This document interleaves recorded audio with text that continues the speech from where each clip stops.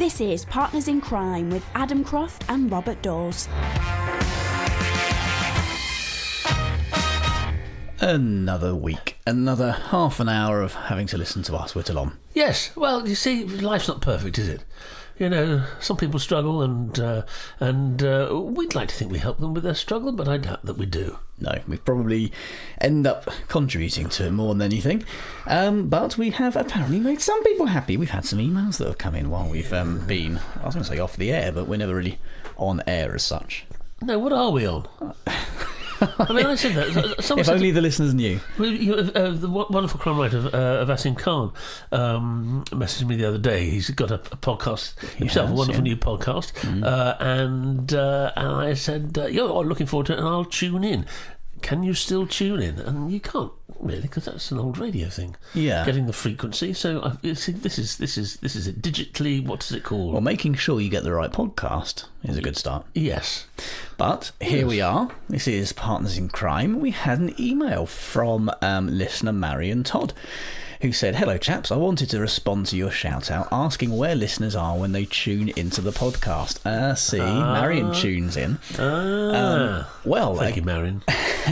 Well, against my better judgment, Marion says, and I quite agree, I signed up for 2 fitness challenges with Strava, the fitness app. One is to complete a marathon distance in 21 days. She said she's walking, not running, in her capital letters there.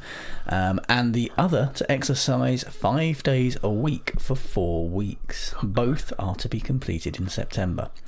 Now that the initial enthusiasm for the challenges has worn off, I've discovered the absolute joy of going back through all the Partners in Crime podcasts, and they're keeping me going as I pound the pavements. You've had some amazing guests, she says, and it's such fun to revisit them. Thankfully, there should be enough episodes to see me through to the end of both challenges. So thank you both once again. Even better second time round. And she adds, P.S. Happy holiday to Adam when it comes. Makes a change from Bob sloping off on another cruise. Yes. It does, although I've got some news on that as well at some point. Well, how lovely. I'm absolutely... And who'd have thought that we would have been aids to losing weight? Yeah. I mean, such prime examples of six-packishness. Well, maybe people look at pictures of us and think that's an aid to lose weight. We might end up looking like us. Well, you actually don't look too bad. You're not overweight, and I just carry my what did someone once say to me? They said, you're not fat, but you have a plump persona. Not nice, isn't it? It was a director. He says, you're not fat, but you've got a plump persona, which is probably true, although the older I get, I do have a few extra pounds. I should be actually doing exactly a September keep fit thing as well. But anyway, I wish you all the very best with that, and a new fit. I won't say slim. I don't find all this slimming and ideal... Well, look, I mean, my daughters are full of it, looking the right thing and being the right way or whatever. It's how you feel, and if you're healthy and you feel good, then you're pretty much there. So we're wishing all our listeners a very happy and healthy end to September as we fade into autumn. Well, people do keep telling me I have to get in shape, and I just tell them that round is a shape. But... I'm perfectly worn. Yes, I am on a little bit of a slimming regime at the moment. I'm trying to get some exercise in because I've got to get my bits out on the beach next week. Oh my God, we're in Greece. Yes, indeed. Off in jail sentences for that sort of thing. They're not in Greece. It's in other countries. In fact, when you listen to next week's Partners in Crime, I won't be here. Oh, right. Who will I be talking to then? Well, I'll be there. Listeners won't notice the difference because we are using the powers of technological manipulation to ensure we have content ready to go. Oh God, you sound like Dominic Cummings.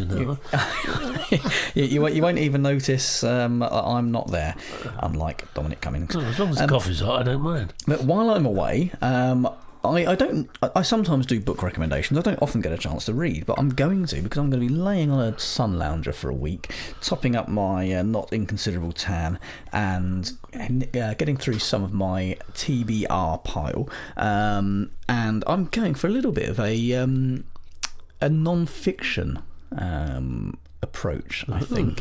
I'm going to let you handle the fiction, because 2 books I'm going to take with me and read. One of them is I guess, for a little bit of background information and inspiration for my upcoming Sam Barker series. It's called MI6 Life and Death in the British Secret Service. It's by Gordon Carrera. The Spectator said it's the best post-1949 account of British intelligence I have read. This is as good as it gets. Isn't Carrera the BBC correspondent? He is. Security correspondent for the BBC. We'll read the back, because that's what we do. The story of MI6 is the story of the human factor that lies at the heart of spying. From shadowy work in the bars of post-war Vienna to recent high-tech missions in Iraq and Libya, secret agents are forced to play a bewildering variety of roles as psychiatrists, confidants and interrogators.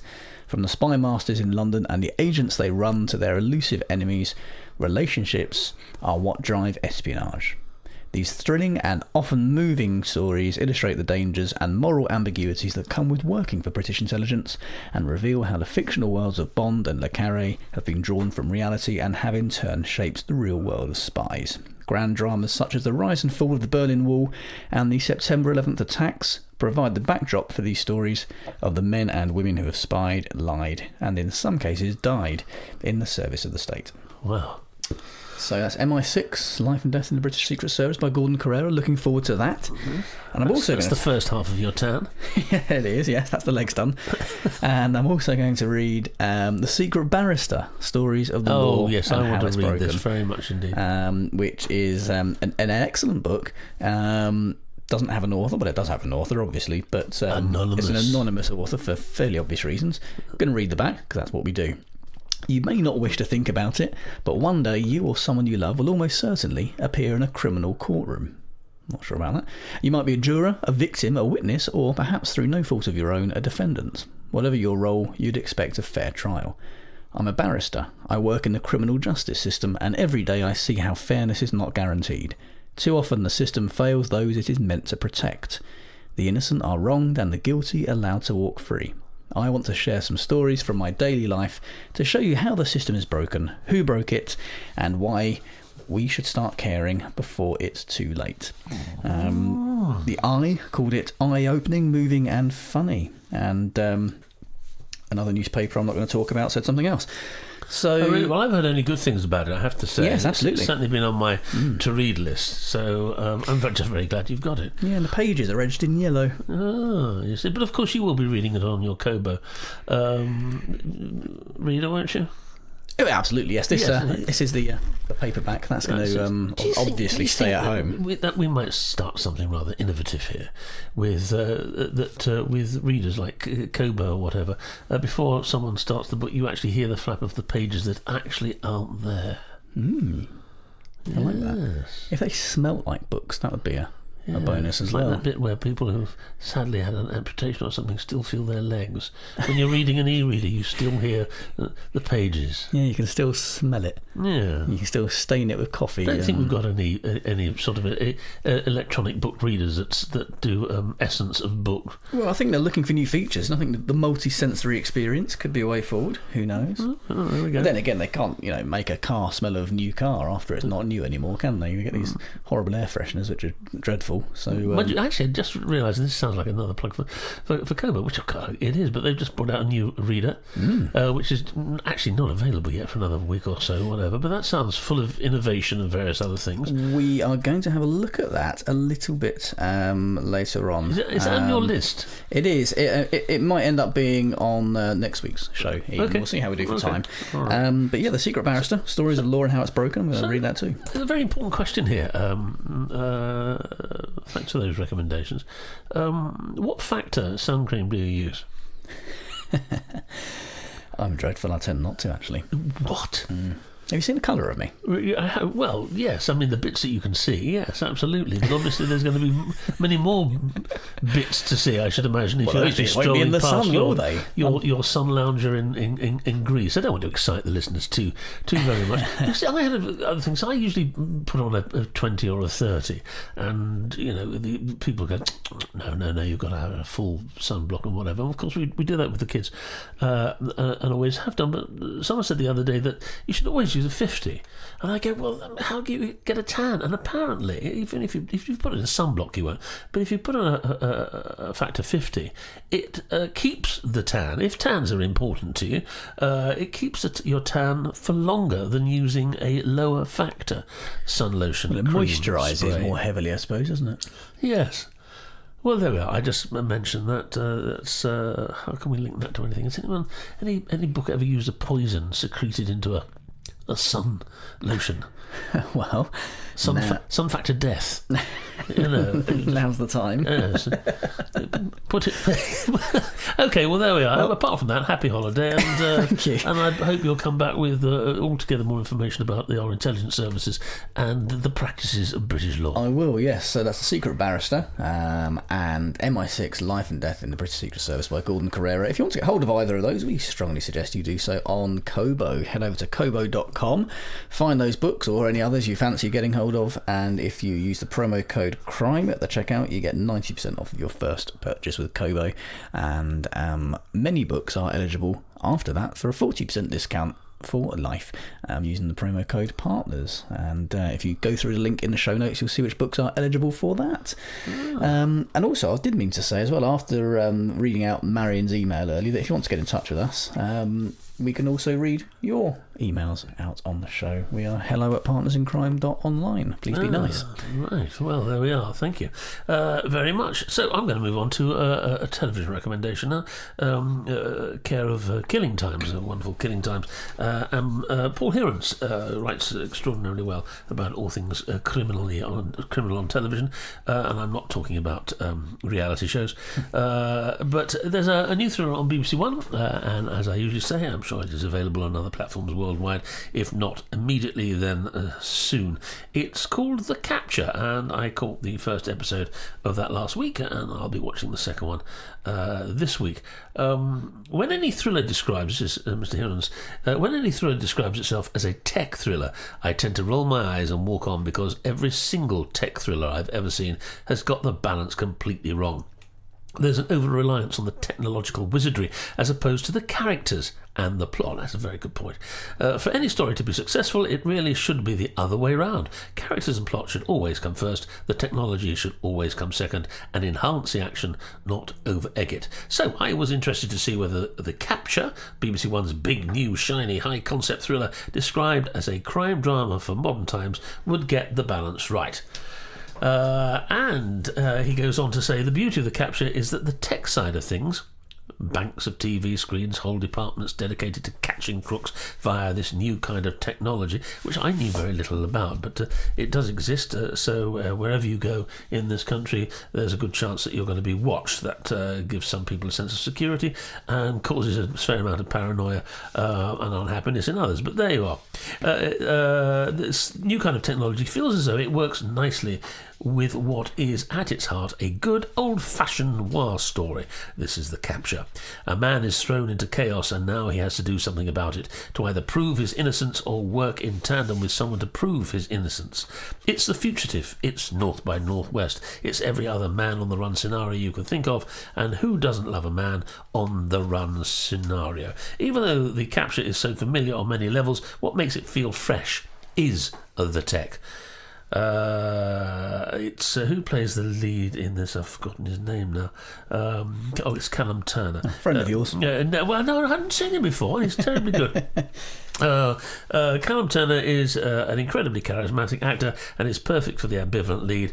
And while Holliday Granger, who plays Carey, another fine actor with steel mixed with a hint of vulnerability, this is good stuff, says The Killing Times, and it provides the twists and turns I think it might do. It's got hit written all over it. Well, I've seen the first one, and I enjoyed it very much indeed. It was an eye-opener. I mean, these are sort of this sort of surveillance is something that you usually think of GCHQ in the UK as doing, phone bugging, cameras on every street corner. But of course, it exists certainly in the major cities as well, and is used by crime detectives, police, and intelligence services to keep an eye on any possible naughtiness wherever it may occur. And from that point of view, I think it works very well, following Paul Hiron's proviso that a natural fact character and plot should come before tech. I think it gets the balance pretty well.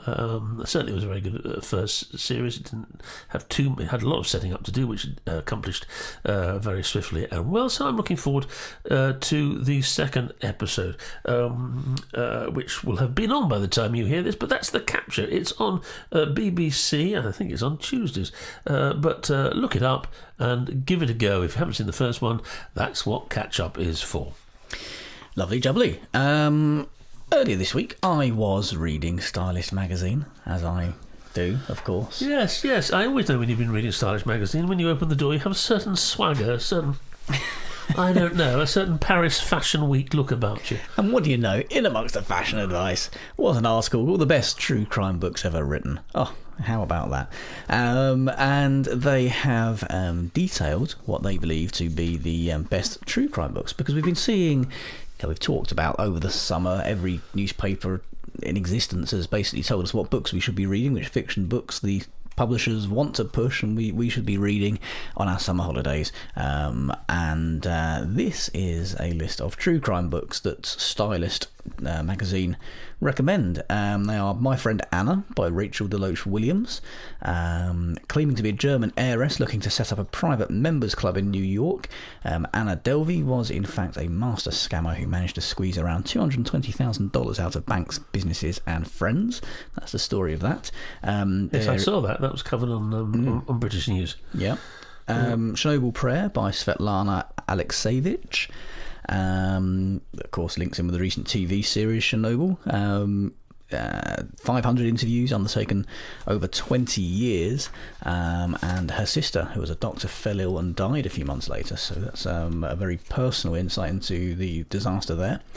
I'll Be Gone in the Dark by Michelle McNamara, which covers the story of the Golden State Killer, who committed numerous sexual assaults, rapes and murders from 1976 onwards. 8,000 people were investigated, and they didn't find anybody until only last year. Actually, somebody was arrested for that.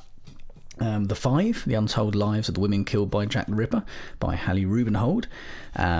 Lots of books focus on the killer and what made them do things, but this book gives a voice to Polly Nichols, Annie Chapman, Elizabeth Stride, Catherine Eddowes and Mary Jane Kelly, the victims of Jack the Ripper.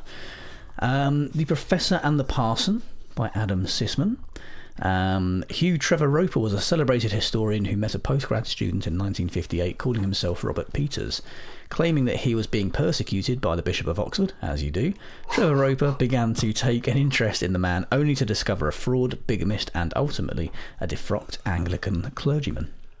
Mindhunter, Inside the FBI Elite Serial Crime Unit by John Douglas, which is the book that inspired the Netflix show. I've read it. It's I think I might have reviewed it at one point on this. Oh, quite possibly, very yes. good. The second series has just been out, and the third series I think is commissioned in the States already. Mm-hmm. Well, John Douglas, who wrote the book, was the man who created the FBI's criminal profiling program.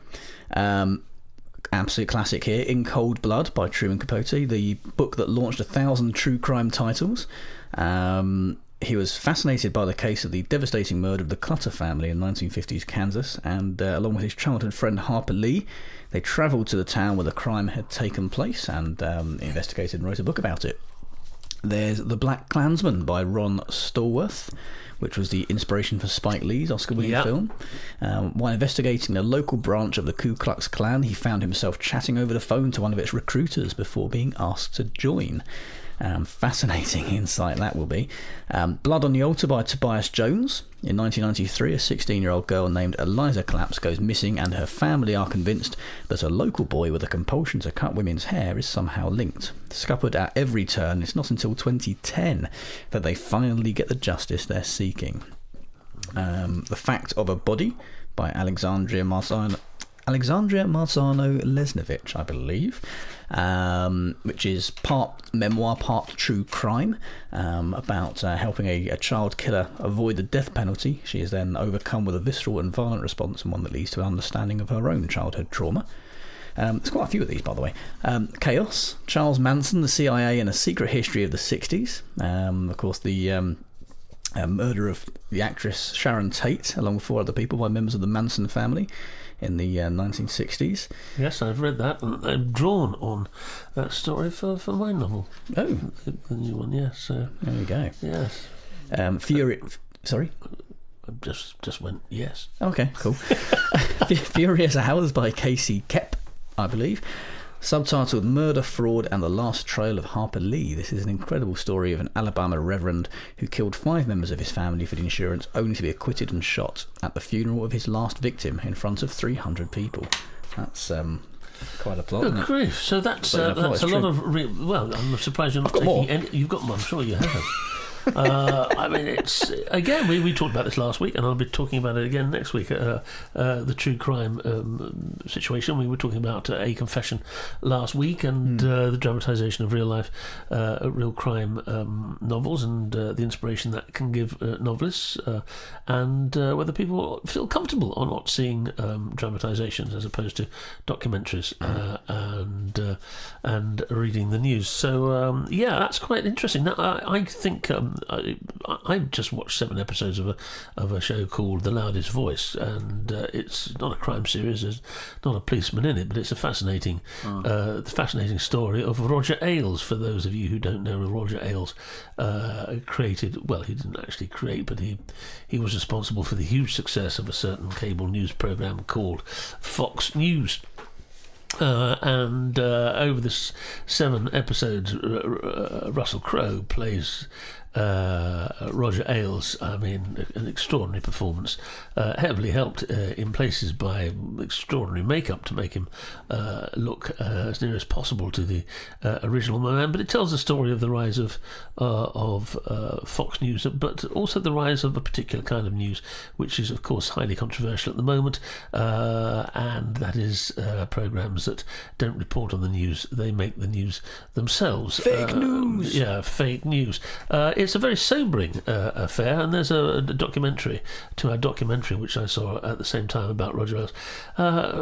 Fascinating and deeply disturbing, and you can't watch these shows without realising that the nature of news, and certainly the nature of certain people's response to journalism, is ruled by the people who were behind these particular actions, and Roger Ailes is notoriously known as the person who led the way in this particular area of news casting.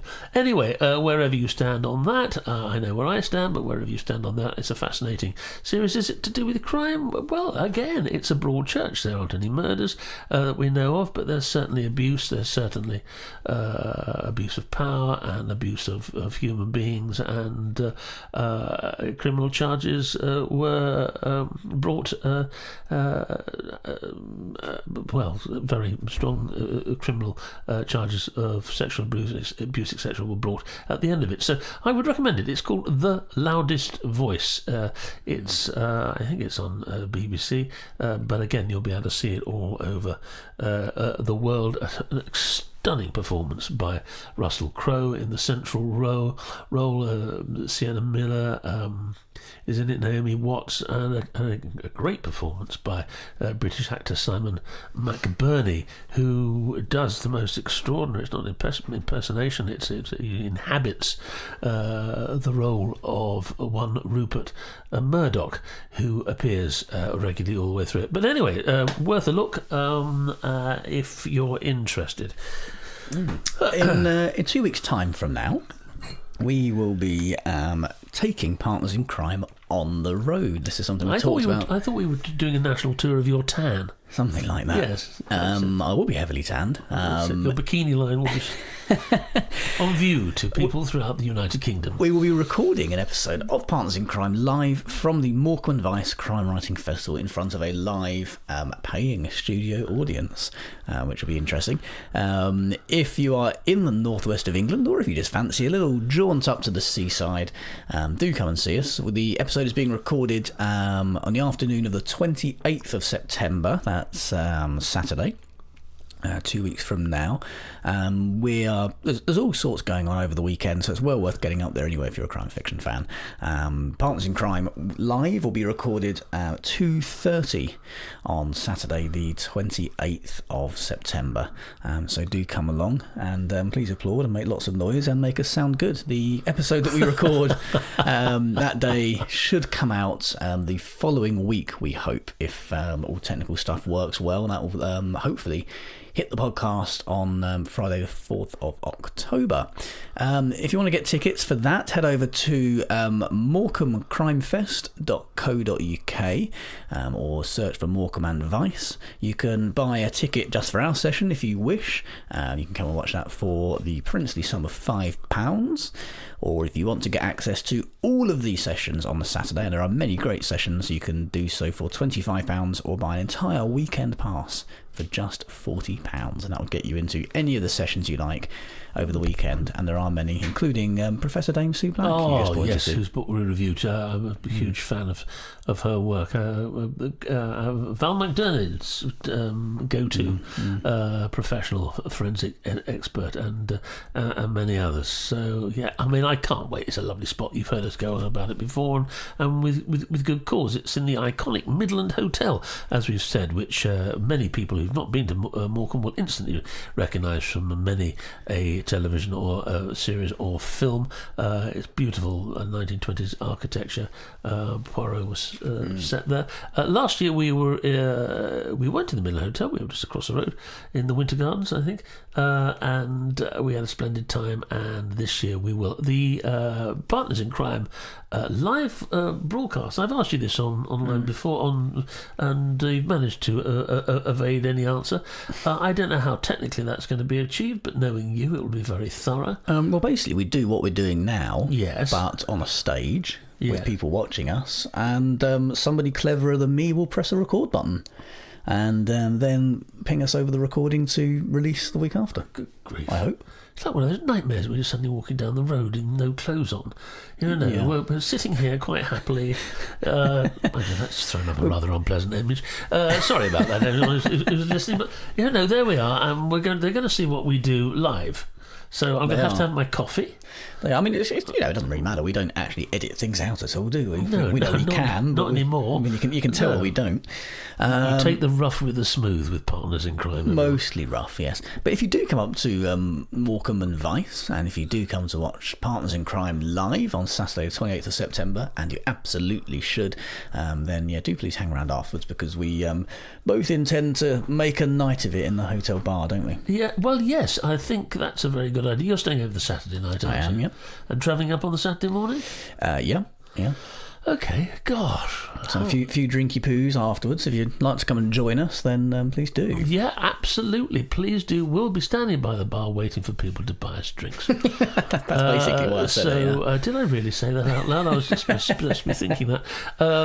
Also, it has to be said, there's a terrific bookshop there.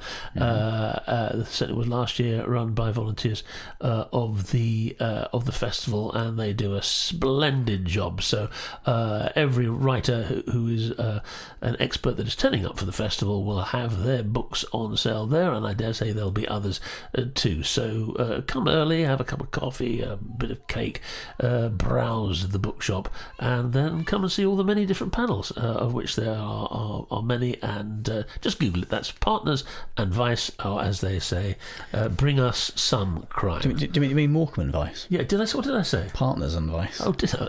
That's an interesting Freudian slip, isn't it? It is, isn't it? Yeah. Yes. Bring us some crime. Yeah. La la la.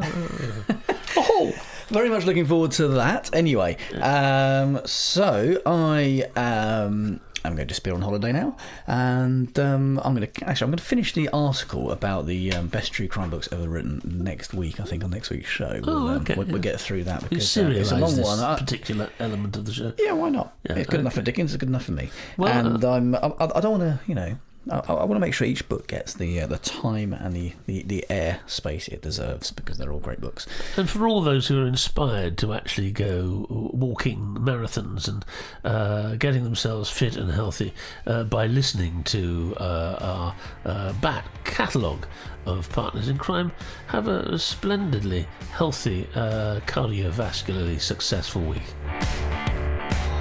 Partners in Crime was presented by Adam Croft and Robert Dawes and produced by Adam Croft. The theme tune was by the Caesareans. The Partners in Crime logo and imagery were designed by Stuart Beisch. Partners in Crime is sponsored by Kobo, your favourite local bookshop, perfected.